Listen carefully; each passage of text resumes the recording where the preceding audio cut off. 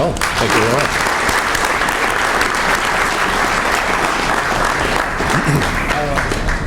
Thank you very much. Next, I will present CM&E Leadership Awards. And while the genesis of CM&E Award is based on the need for recognition for the people that are really not just creators of growth, but multipliers.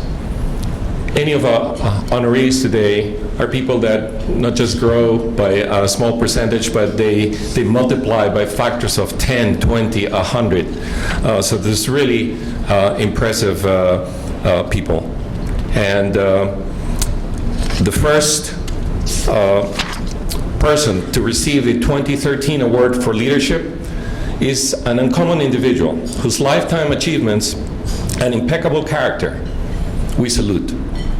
It is uncommon to start a company and turn it into a global multi-billion-dollar corporation. You need to be a visionary, an innovator, a trailblazer who thrives when faced with market shifts and technology challenges.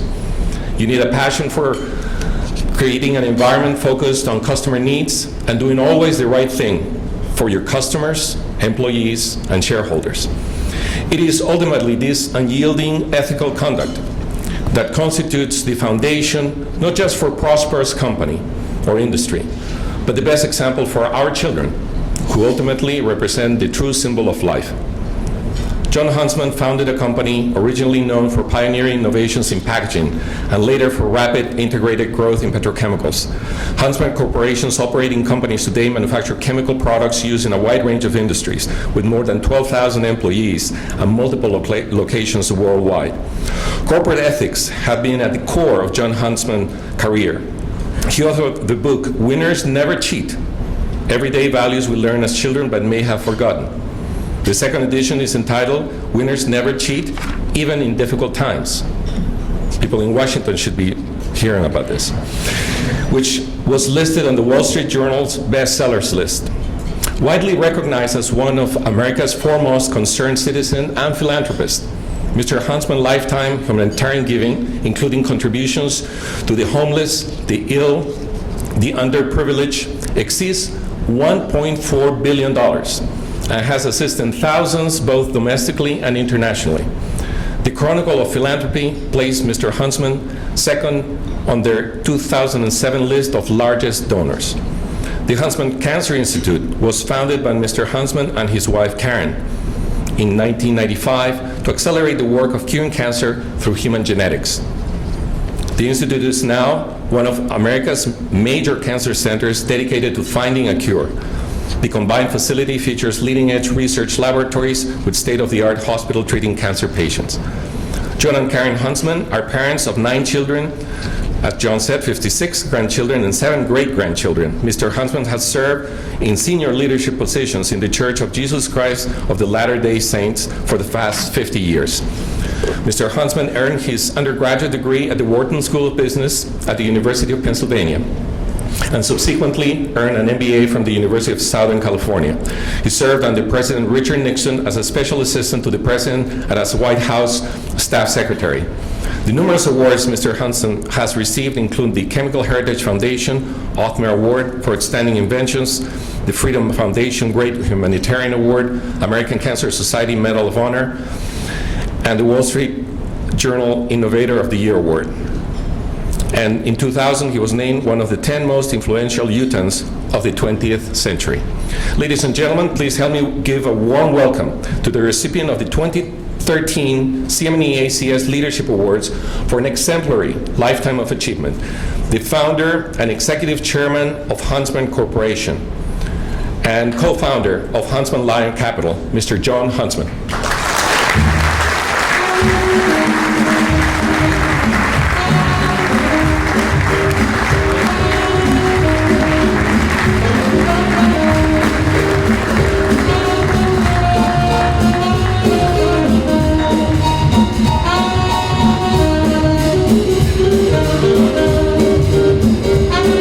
And this is the favorite music.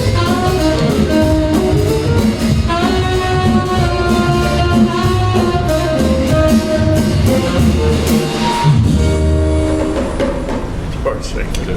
I'd much rather listen to Elvis than me speak. Here you are, Mr. Huntsman. Thank you so very much. Thank you so much. May I say a word or two? Yes, please. I was telling George I'd much rather listen to Elvis than anything I'd have to say, and my remarks will be brief, but that was a terrific musical introduction. And George and John, thank you for commenting on a few of the things of the past. I was trying to calculate how many great-grandchildren we have. John said 7. I knew that wasn't right. I mentioned the other night to my wife that how fortunate we are to have 9. She pulled a chair out from underneath me and told me it was 10. And then I remember that our granddaughter Karen is supposed to deliver any day, so it may be 11. I'm not sure, but it is reaching quickly the population of Estonia, as you said. And I'm very, very honored to have with me today our son Paul Huntsman, who is one of our 9 children and has 8 beautiful children himself, and has been a great member of the industry, and I'm so thrilled to have him with us, Paul. I'm honored to have one of our grandchildren. Kate, would you please stand? Kate is one of our granddaughters. How are you?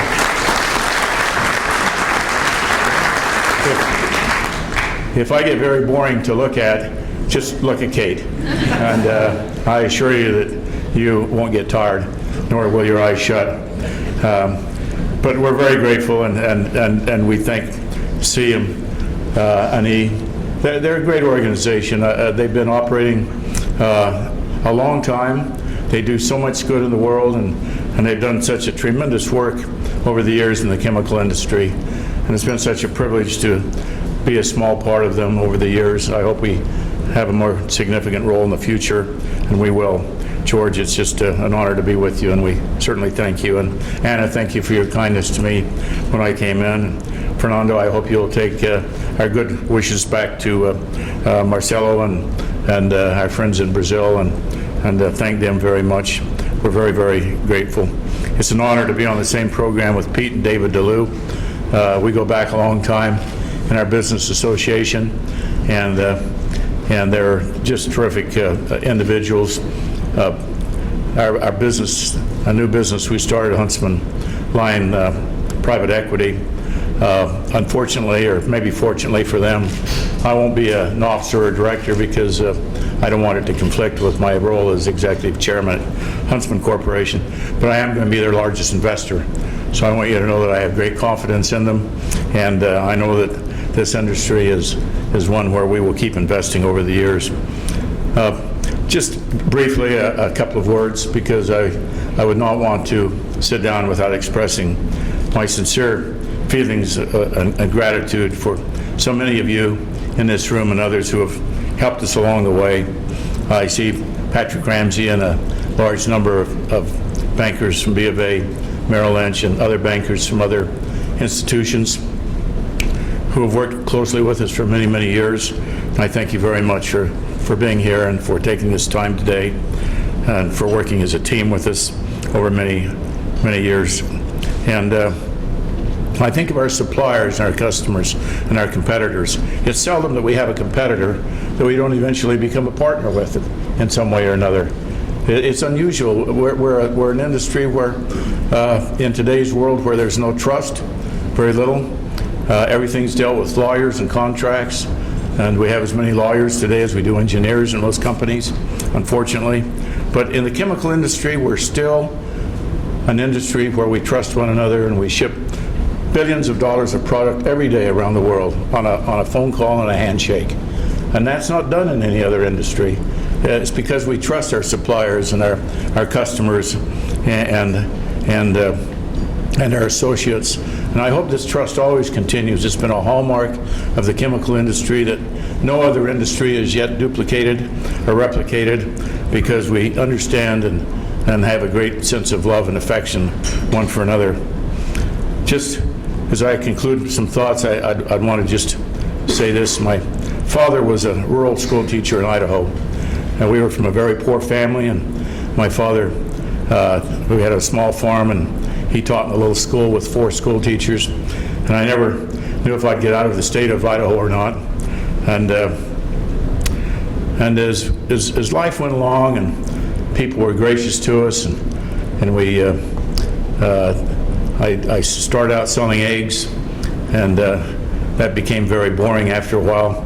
And so I developed the first plastic egg carton back in the late 50s and early 60s, and then ran into a very interesting manager from Dow Chemical Company and suggested that we merge our fledgling young business, since we used 100 million egg cartons a year, and they were floundering around in the plastics business, if we could merge our businesses. And we did, and they made me president of one of Dow's subsidiaries in my late 20s, and we turned it around, and I learned a great deal of love and respect for the Dow Chemical people. And in fact, I give Bill Stavropoulos, and he's been chairman twice and retired again, but I was there when we hired Bill. I mean, that shows you that, Ben Franklin and I were kind of in the same class at University of Pennsylvania, I think. And I said, when Bill retired the second time, he said, Bill, that's the last shot you're going to get at Dow. But Andrew Liveris is a wonderful man. He's there today, and you've all read some of the great things that they're undertaking and going through. But after I left Dow, I ordered my first truckload of polystyrene 52 years ago, and when I was with Dow, and 44 years ago I left them and started Huntsman. And through that period of time, we've been through a lot of the vicissitudes of life, energy crisis, and the recessions and problems. And today, I'm happy to say our business has never done better. It's never grown faster. We've never had more opportunities. I know we have many young college students and academics and professors and others here today, and they should realize that the chemical industry today is just on the threshold of great growth and dynamic change and great opportunity. I've never seen it before like it is today, where fracking and natural gas and consolidation and businesses restructuring all over the world. It's just a wonderful, wonderful time to be involved in the chemical industry and its many allied segments. Emerging countries are a big, huge factor, are a major factor in their products and their product mixes and in moving products along. And so we're very, very grateful. I'm grateful to Dow. I've always felt like they've been a company that we've admired immensely, and we're a partner with them in many parts of the world. We operate today in 75 or 80 countries around the world, and I always think of the opportunity they gave me. And when I left, they said, John, you could probably stay at Dow and maybe be president or chairman or something like that. This was 44, almost a half a century ago. And I said, I'm probably making a mistake in my life, but I want to go out and try it on my own. I don't have any money, but in those days the banks, a little hint to Bank of America, would leverage us up, and all I'd have to do is put up 1 or 2 or 3 or 4 of our children for collateral, and we could, borrow 99% of what we needed. So we leveraged everything all the way up to the hill on every deal we did, and we bet the farm on everything because we didn't have any other way to do it. When you're broke and you're starting from nothing, and you come from a background where you don't have a rich uncle, you really have to make every deal work. And you have to be very precise in your analysis and in your due diligence, and be sure that you've crossed every T and that you know exactly what you're doing. And so I listened to our attorneys and then boot them out of the room, because I didn't want them making decisions. They're to help you make decisions, they're to give you counsel and advice. But I would ask them, I'd ask the bankers, I'd ask the consultants, I'd ask everybody to leave, and I'd invite 1 or 2 of our business people in and say, help me make this decision. Let's make it a business decision, not a legal decision, not a financial decision. And one way or another, we seem to work through everything. But I'm just going to tell you one short story, because I think for those of you who are here a bit younger in life, this is not an easy industry. And I learned that very early on in my life, George, and I'll just take a minute on this because it's a story that stayed with me forever. McDonald's came to us after I'd gone to them and tried to sell them the Big Mac container, and we were the first ones to invent the plastic plates, bowls, dishes. And my wife would bring home our product. We had no R&D development.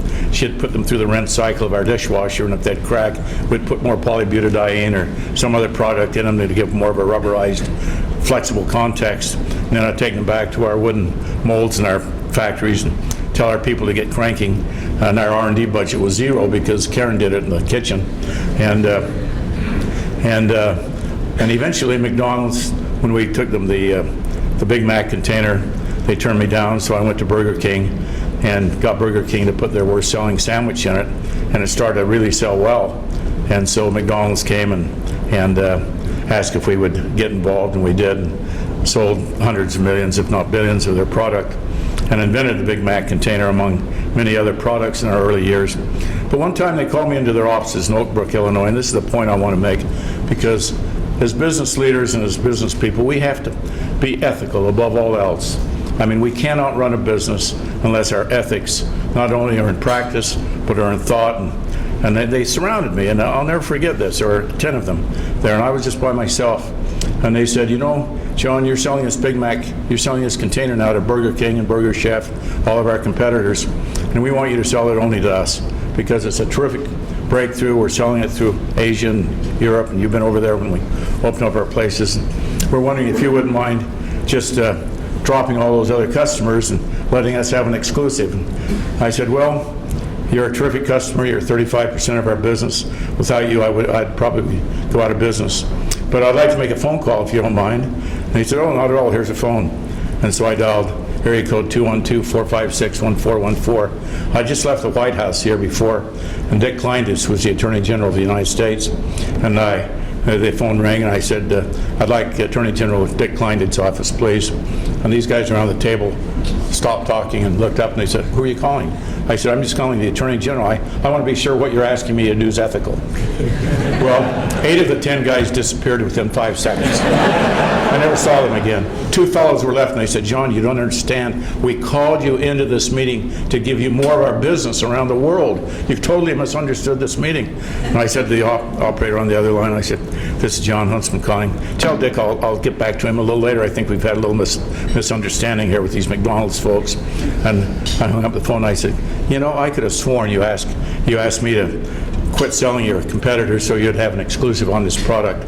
But I probably did misunderstand you. And they said, oh, you certainly did. From that day on, never had another problem with McDonald's. And, you know, we just...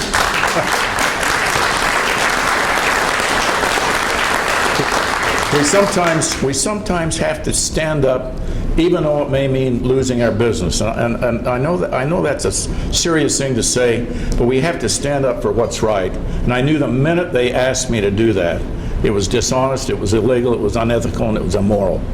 And I wasn't about to have them ruin our business just because I was going to make more money off McDonald's, which they would have dropped the price the second I would have accepted it anyway, which I never would have done. Anyway, I mentioned that story, George, because throughout my life, I've tried to let all of our people know that if we can be honorable, if a handshake is our bond, if our word is our bond, if we can continue in the chemical industry to have faith in one another and trust one another and rely on one another. And I would just say that, you know, our family has been fortunate and that we've made a lot of money out of this industry. Pete sold some of our early plants to us, and our margins were fractions of a penny. It wasn't that it was a great profitable industry. We all know that's not the case. We all know that you have to be very efficient, and you have to run clean, neat, well environmental plants. You have to be kind to your employees. You have to be gracious, and all of the other ingredients. But we've been able to establish the Huntsman Cancer Institute.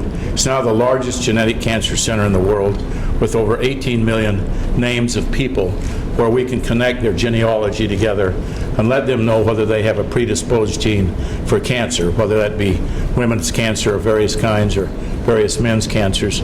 And we have allied hospitals, 4 of them now. And it's allowed us to win the Nobel Prize in Medicine. In 2007, one of our senior chemists won the Nobel Prize at Huntsman Cancer Institute. And the great blessings in our life has been the blessings of working with our family in a family business until we went public in 2005, and to build this great cancer center where this year we'll have 125,000 patients. And we hope and pray that we can do something that will help their lives, that will be more meaningful to them, that will bring some type of peace and tranquility to mankind. I'm so grateful for Roger's kind remarks and for this wonderful award you've given me, and for the friendship and the wonderful relationships we've established with each of you over the years. God bless you, and thank you so much for your gracious stewardship.